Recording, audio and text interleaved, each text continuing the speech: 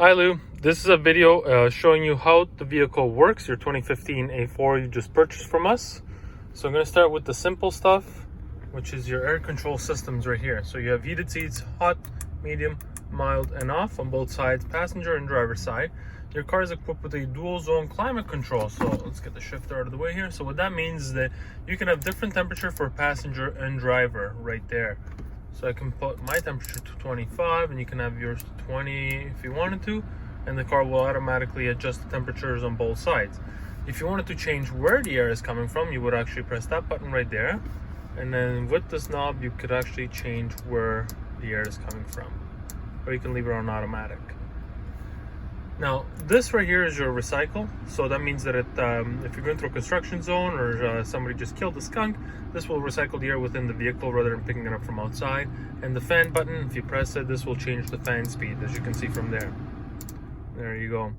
Above that you have your front defrost and your rear defrost. Now the interesting thing about the front defrost is when you press it, your air conditioning is automatically going to come on. Even if it's minus 40, that'll happen. Reason being, it takes the moisture out of the air. So even if it's minus 40, do not shut it off. It'll actually defog your windows faster. Above that you have your drive select. If you press it, this screen will come on, which will allow you to select what kind of drive and response the car will perform in. So comfort, it's a little bit of a more sluggish drive.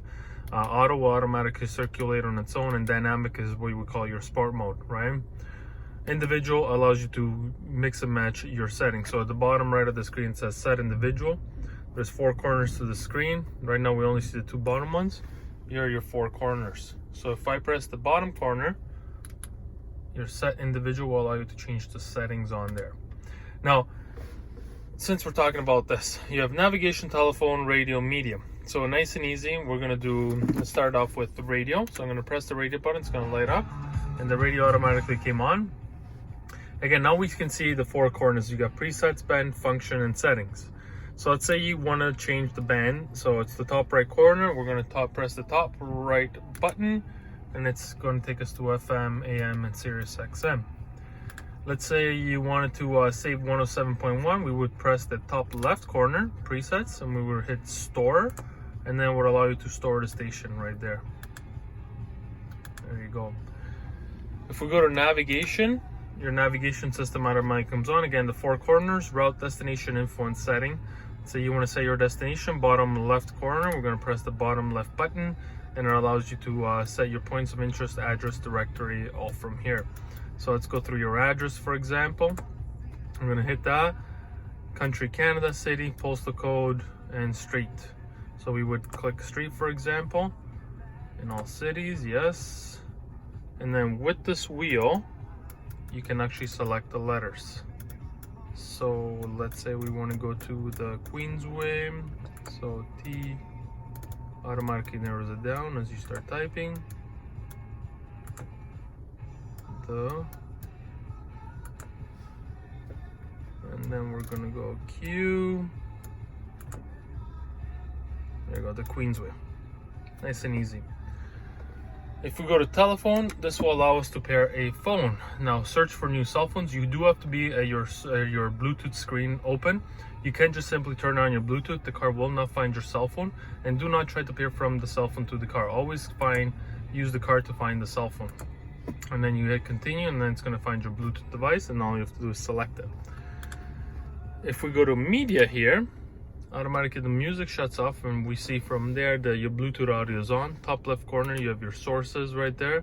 Jukebox is your internal memory of the vehicle, so you have the ability of downloading music into the unit of the car through your SD cards right there. And you also have a CD player, so this will allow you to select which device you wanted to use music from. And then your MI is connecting to your phone. The most common one used though is your Bluetooth audio, of course, because simplicity. Push start is right there. E-brake, you want to pull it up to engage it. Once the light is on, it's engaged, and then you want to press your brake and push the button down to disengage it. Moving on to the steering wheel of the car. So on one side you got your volume for the radio. You can mute it as well by pressing the wheel down. And then on the left hand side, it allows you to change the center screen, which I'm gonna just focus in right now. So mode right there, telephone, if it was connected you'd see it there. Bluetooth, it would show what song is playing currently. And then this setting right here. Now this is my favorite one because it gives you digital reading of the speedometer as well as your distance to empty. Right now you have a full tank of fuel right there. The little arrow shows you which side the gas tank is on, and it shows you your distance to empty right there. I've already taken the freedom to set your lights to automatic for your convenience. And then on this side we have your power windows and your memory seating. The memory seating is nice and easy to use. You press set and then press 1.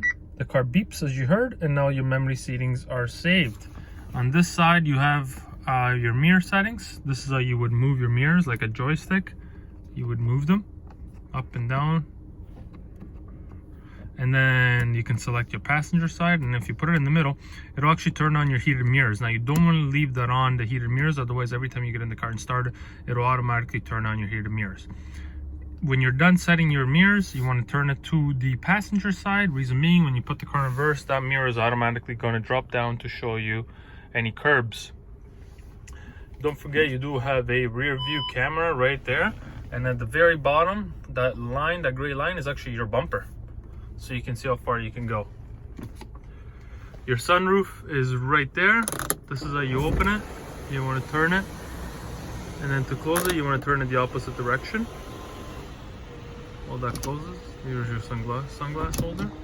And then to tilt it open, you want to press it up and pull it down to close it. That'll actually tilt the sunroof open. And then you also have a manual sunshade.